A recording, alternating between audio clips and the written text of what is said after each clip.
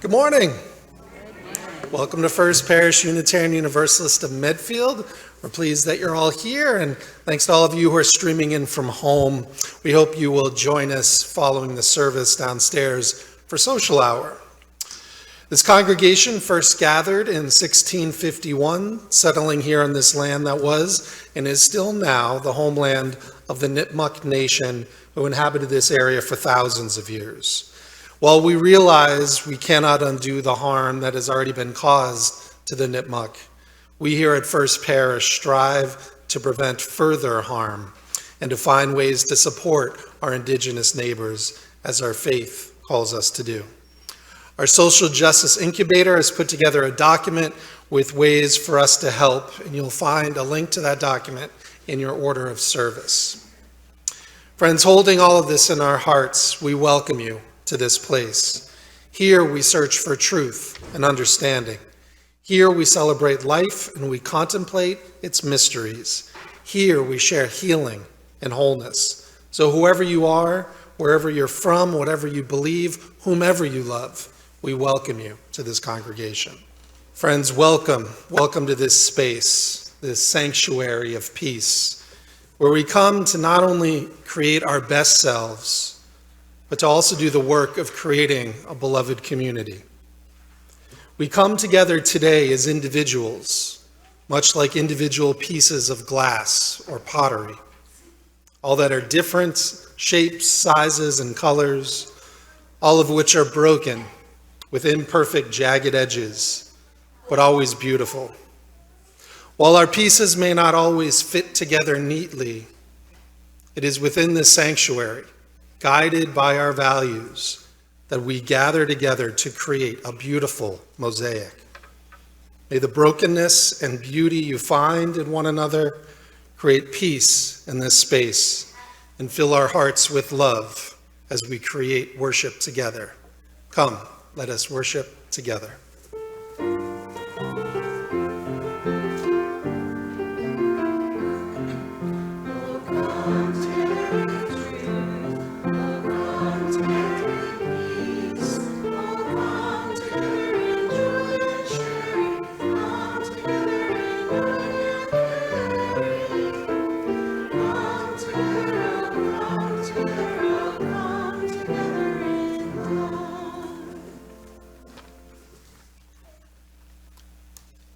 This morning's chalice lighting is it's entitled "So That We Might Together Shine." It was written by Reverend Eric Walker Wickstrom, who's a UU minister in Charlottesville, Virginia. He's also a thrice published author, and in an earlier era of his life, he was a magician, juggler, fire eater, and clown. When we light our chalice, everyone focuses on the flame. Yet it is the paraffin of the candle, the cotton of the wick, the potassium chlorate and sulfur of the match, and the oxygen in the air around us that makes the flame possible. As leaders, we are not called to be by a lone beacon on a hill. Rather, we are meant to work together so that we might together shine.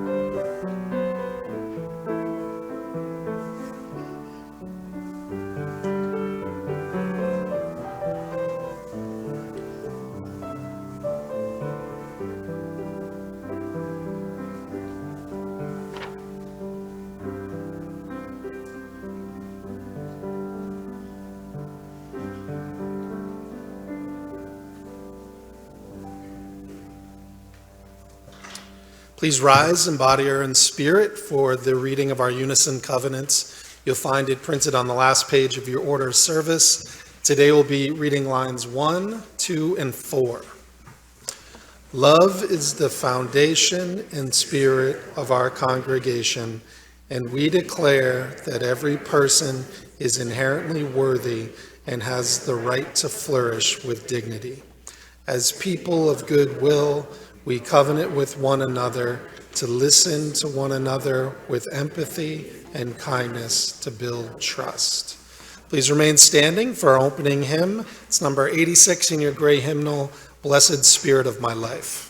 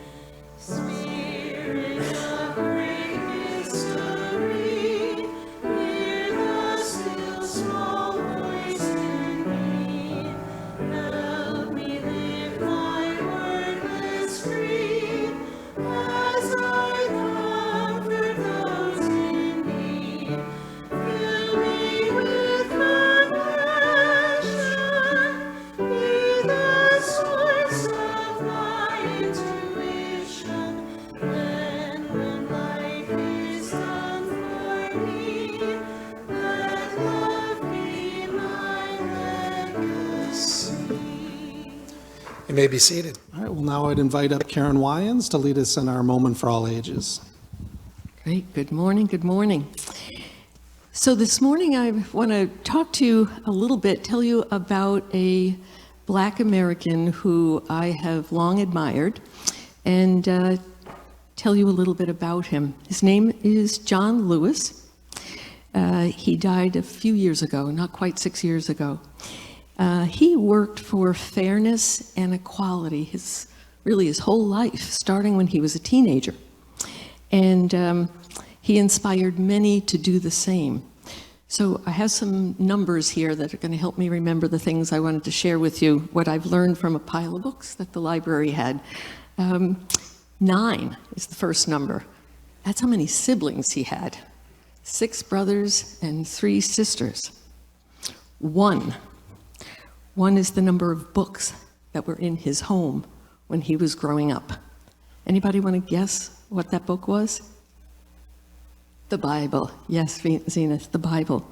And he loved to read, so he read it multiple times. 16. That was his age. That's how old John was when he went to the local library and was told he couldn't get a library card because he was Black. 23. That was John's age when he spoke to hundreds of thousands of people in Washington, D.C. at something that became known as the March on Washington. And it was protesting discrimination. And many of us know the famous speech by Dr. Martin Luther King at that march, the I Have a Dream speech. 33. That's how many years John Lewis spent in Congress.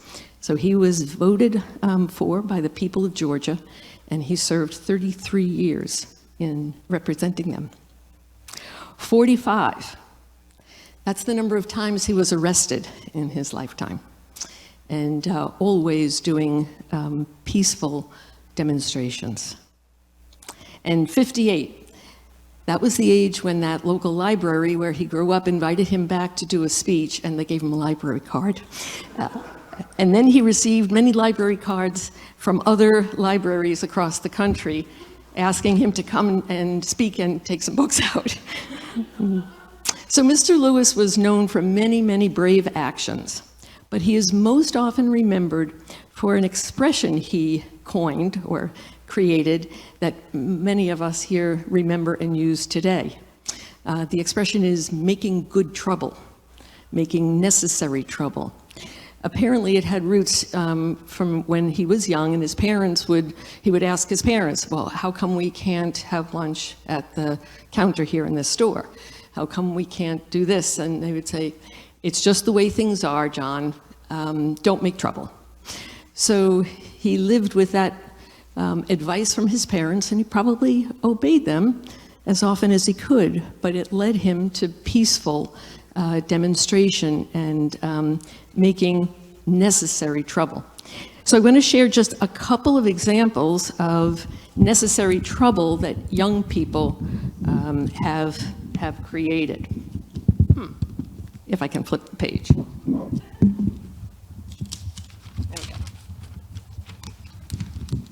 go. The first story I'll share with you briefly is the story of Trayvon Martin.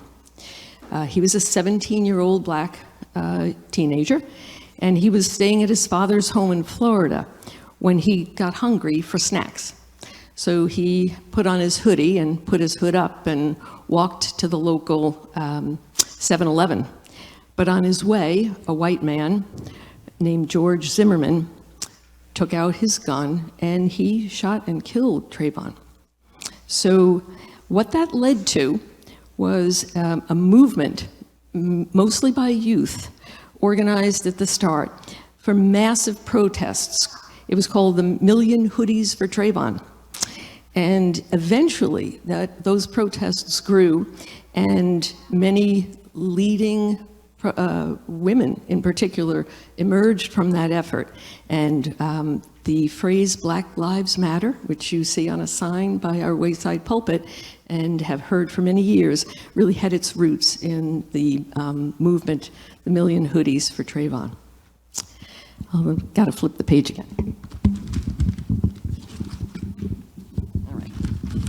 I'm having technical difficulties. Here we go. Oh, thank you, Tian. I think I got it. I made the mistake of stapling them. Okay. Second quick story is about a young lady who is in Sweden, Stockholm, Sweden, and at age 16, Greta Thunberg felt the climate crisis was something she just needed to do something about. So Greta went, and all by herself, she staged a protest outside the Swedish parliament, so the government, and she was holding a sign, and it said, "Schools strike for climate." Well, her sign motivated youth all over the world. Many of them skipped school on Fridays, and for over a year, or maybe close to a year, they were raising awareness about climate crisis in their own towns and in their own schools. An interesting fact about Greta is that Greta was found to be on the autism spectrum, and she once wrote in social media, here's a quote from her, "I'm sometimes a bit different from the norm, and given the right circumstances, being different is a superpower." Okay, one quick last story of youth making good trouble is from 2022, so just a few years ago, in Central York High School in Pennsylvania. There was a group of young leaders who protested the censoring or the elimination of certain books in their school library. And with their protests, over time, the board that had made the decide to ban certain books overturned their decision. and books went back on the shelf in their library. So lots and lots of stories of young people doing things that count as good trouble, but necessary trouble. So I hope you'll remember John Lewis. Oh, I want to just show you a picture before we say goodbye. This is John Lewis in his later years. And this is the picture when he was 23. Look at all those microphones, holy cow. Sometimes I find it hard to just talk in front of one, right? There he is in the thousands of people at the march. You get to see it? So here's Mr. Lewis down in this side. He's receiving the Presidential Medal of Freedom. It's a very special award that only a few citizens get, and presidents pick those people. And then here he is. Can anybody tell what's happening to him here? Yeah. He's getting arrested. Yes, getting arrested, yet I think that might have been time 45, very close to the end of his service and the end of his life. Thank you so much for spending time with me. All right, let's sing the children out as they head to religious exploration.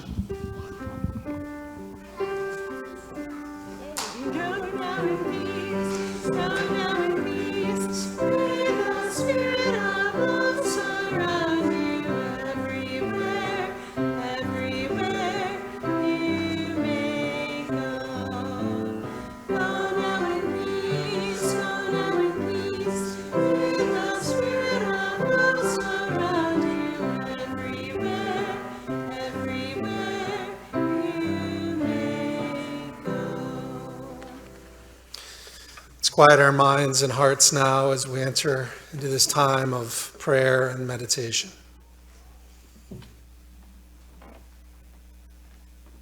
I would invite you to check in with yourself. Notice how you're feeling here in this moment. Notice your breath. Slowly breathe in. Hold it and breathe out. Breathe in. Hold it and breathe out. Breathe in. Hold it and breathe out. This morning we come here with many things on our hearts. Some of us come with anxieties from our daily lives, concerns about our jobs, how we're going to get everything done. Some of us come here this morning grieving for losses.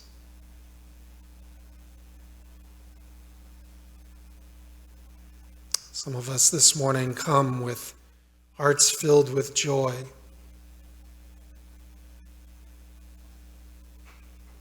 No matter how we're feeling this morning, I would invite you to enter into a space of gratitude. For no matter what, we have so much to be grateful for. We're grateful for all of you who share this sacred time with us. We're grateful for our families. Grateful for good friends who walk with us on the journey. Grateful for the coming of spring.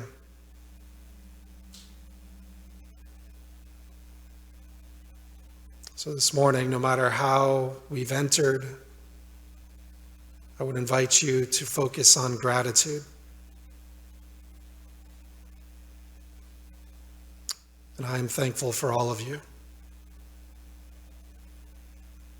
Let's hold this in our hearts as we enter into a time of silent meditation.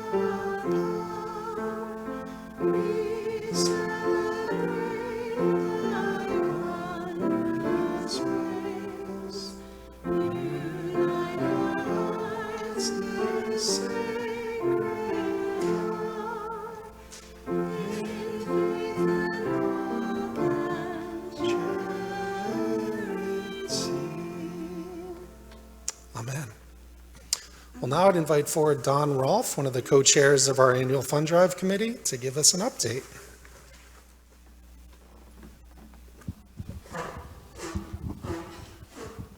Well, I'm Don Rolfe, co-chair of the annual fund drive, and I see in the audience today that we have Mary and George and Fritz, who are on the committee. We have David Temple and Allison, who are leads. I think I caught everyone who's participating. By now, all of you should have been contacted by someone. This is a hard time for those of us who believe in the 8 principles, or alternately, the love being the center of our congregation, our beliefs. And the congregation is one of the things which we use to sustain our hope through these times. The congregation, as I've mentioned many times, rests on 3 things. It rests on us being here, it rests on what we do, and it rests on the treasure we give to help sustain it. The annual fund drive is the process that we use to try and make sure that we're adequately funded so that we can continue our services, our activities through the coming year. This year, the goal is $135,000, and we have hopefully 43 people pledging. When we look at our progress to date, we have 34 people who have pledged so far. Well, that means we have 9 pledge units outstanding. So if you can get your pledges in by Wednesday, it would be most appreciated, because we want to be able to have a good story to tell next Sunday, and because this is what we use to support the congregation as a whole. We're at $125,000, well, just under that, a few $100s under that. So we're over 3/4 of the pledges in, and we're about 90% of our goal. So please, if you could, get your pledges in by Wednesday so that we can total everything up, because this is what the board then uses to build their budget for the next year. Thank you so much for your support. It's been absolutely wonderful. Let's bring this into the final conclusion. Thank you all.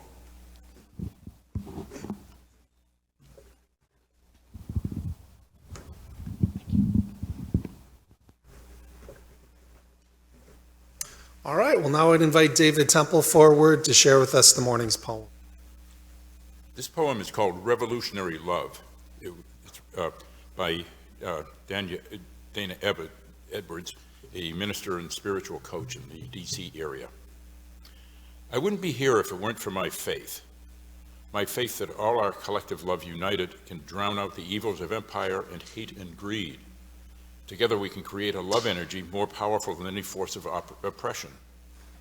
Because when 2 or more people are gathered side by side, arm in arm, shoulder to shoulder, the force of love ignites liberation. Revolutionary love calls us to know ourselves deeply, see God as in the stranger, find beauty in the imperfect. Revolutionary love calls us to find the divine in dirt, the holy in the heartache, and the sacred in the seas. Revolutionary love calls us out and then back in. Revolutionary love calls us to be better and do better. Revolutionary love calls us to heal and hold each other, because none of us would be here if it weren't for our faith in each other. Thank you, David. Well, friends, if you walk into any house of worship, whether it be a synagogue, a church, or a mosque, and take a look around at what you see, likely you will see people deeply engaged in a religious practice that goes back centuries, if not millennia. These deeply held spiritual practices have sprouted from the seeds of divine love and wisdom. They've helped people to grow and transcend their mundane physical existence ever since people were first discovering fire. Religion truly nurtures our very souls. Yet, if you witness these same people a few days later, say on a random Tuesday at their 9-to-5 job, interspersed with people from different religious backgrounds, something strange seems to happen. I mean, where are the conversations about the divine? Where are people wrestling with all of those big questions of life? Questions about death, questions about our very existence. You know, for some reason, it seems that we've decided that religion is an impolite topic. It's a topic not for discussion with mixed company. You know, as a society, we've concluded that our religious differences are so great that if we were to discuss them around the water cooler, we would surely offend someone. We would ask the wrong, impolite question. We might learn something about our neighbor that challenges our own beliefs. I mean, why are the matters of the divine only allowed to be discussed when surrounded by people who believe just like we do? For with all the suffering happening in our world today, with folks going hungry, not having a home to sleep in, not having access to health care or clean water, we must learn to work with others who may not share our theology, but who share our desire to make the world just a bit more equitable, a bit more just. We must learn to get over our own narrow perspectives and join with our neighbors in the work of creating beloved community for all. You know, when I was in seminary at Andover Newton Theological School, I found that there were folks who were willing to listen and learn together.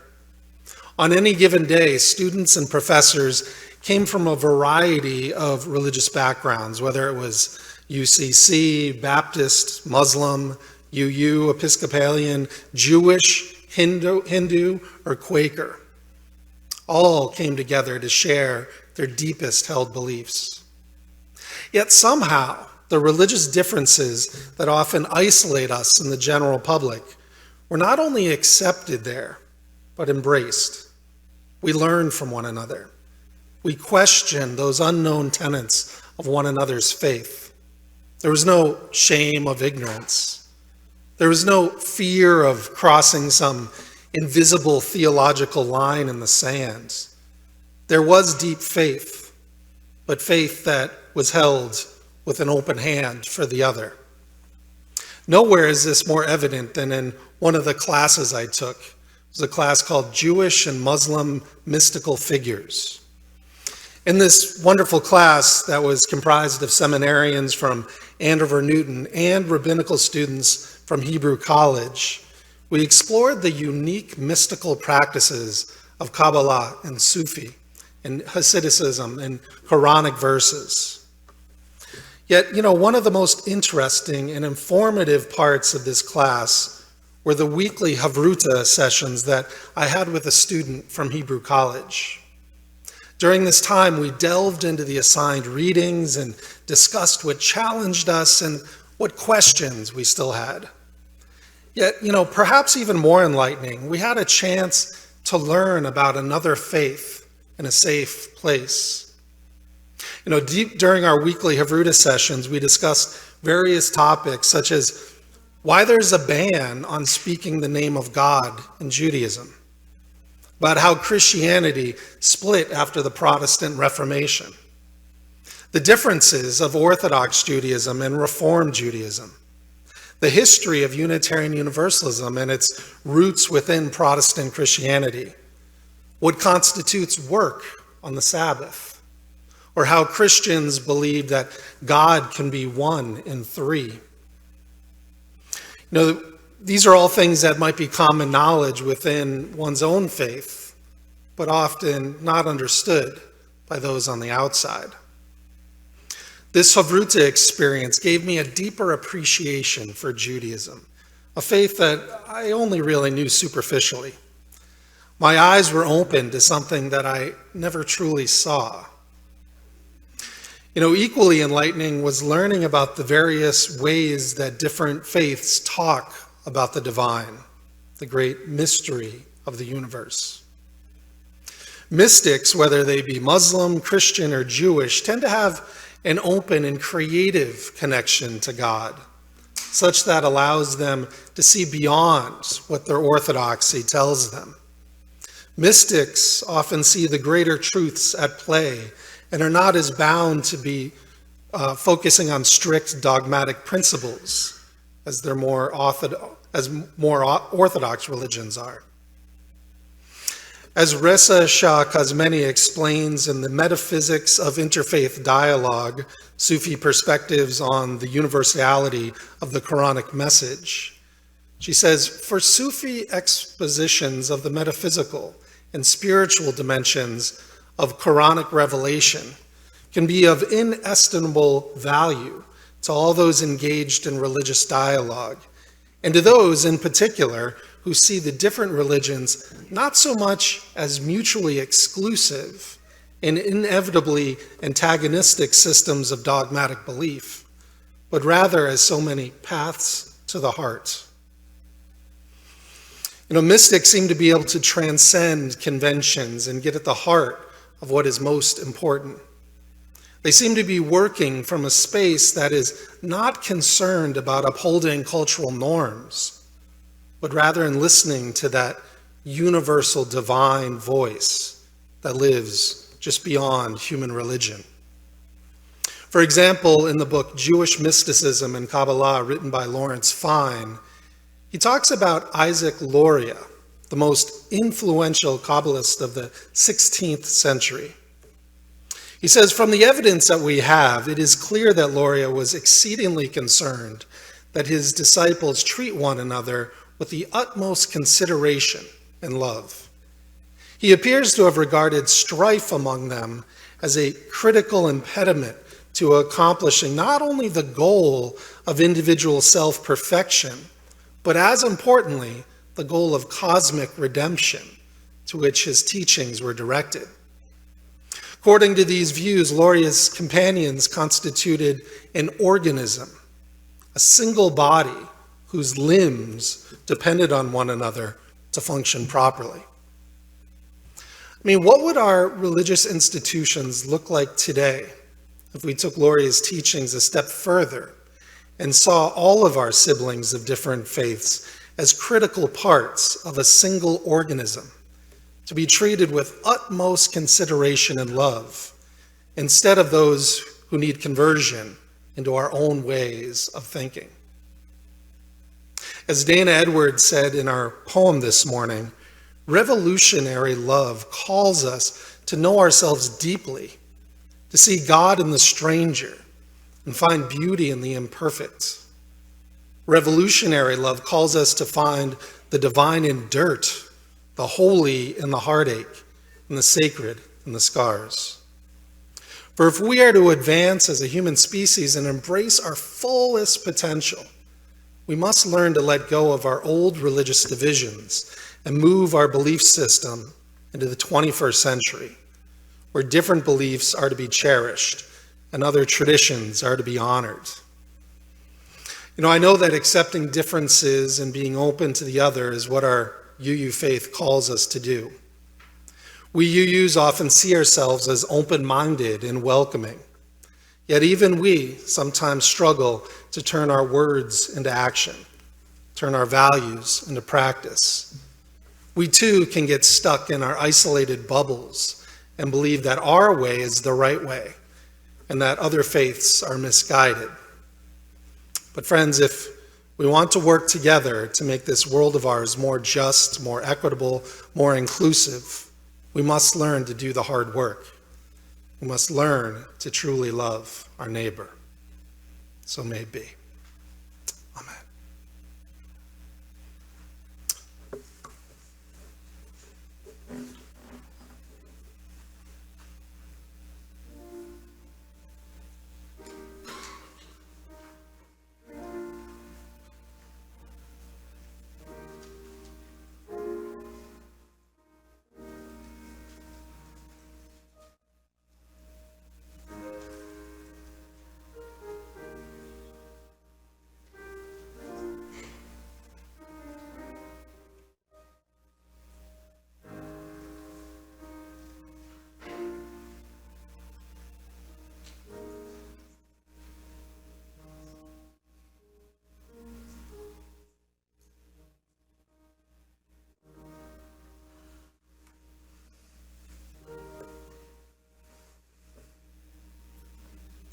Now I'd invite forward Fritz Fleischman to introduce the morning's offering.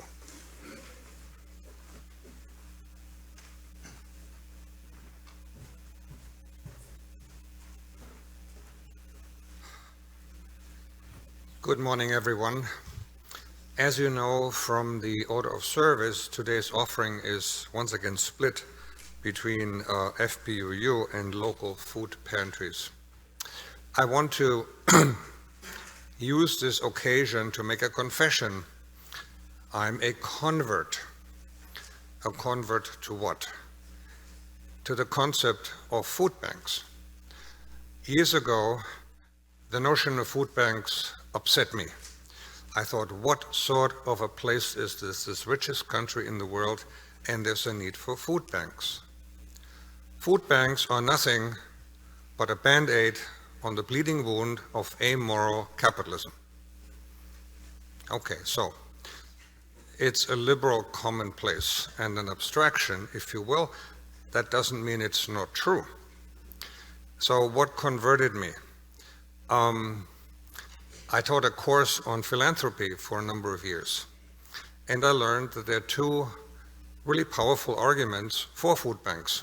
And the one is more powerful than ever. You all know, if you follow the news, that food prices are going up, and they will go up. There's going to be a worldwide fertilizer shortage because of the closure of the Strait of Hormuz. Agriculture is going to be more expensive because people who work in agriculture are getting deported.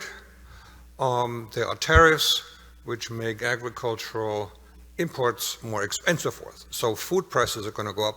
There's a moral argument that says we have an obligation to support the weak. Well known. There is, however, another argument that I want to share, which is a sociological argument. A healthy community is not a bubble of entitlement and affluence. A healthy community is socially and economically diverse. Do we want to raise our children in a bubble? No, that's a very unhealthy sort of world, right? So we have what Benjamin Franklin and Adam Smith would have called an enlightened self-interest in having a diverse community, keeping people here who would otherwise not be able to afford the communities in which we live, right? So I'm a convert. I think food banks are helpful. So when I retired 3 years ago, my employer, where I had served for 39 years in leadership roles of various kinds, people were collecting money for a retirement gift, and they asked me what I wanted. And I said, I want you to collect a lot of money and donate it to the Greater Boston Food Bank, which they did. And it made me so, so happy. So, as you know, giving makes us happy. So here is my call to you, be happy and contribute generously to this week's offering.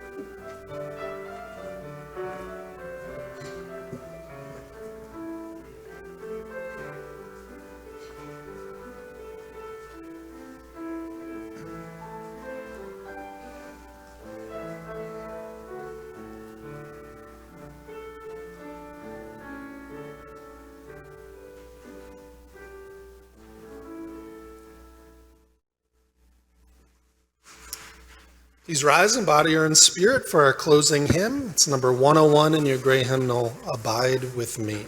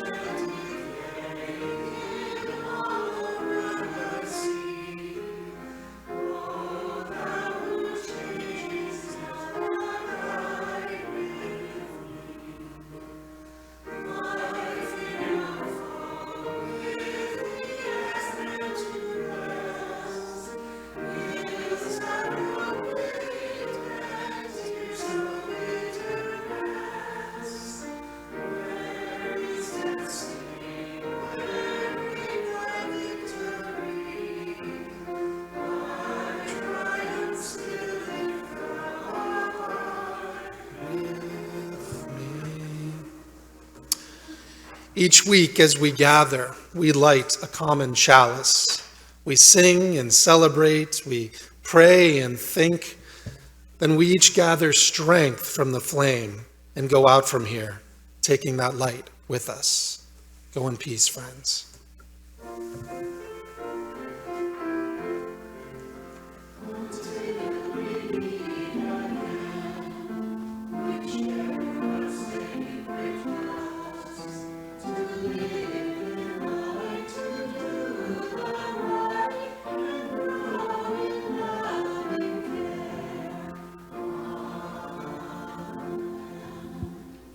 I will now extinguish our chalice, but may its light and warmth stay with us until we meet again.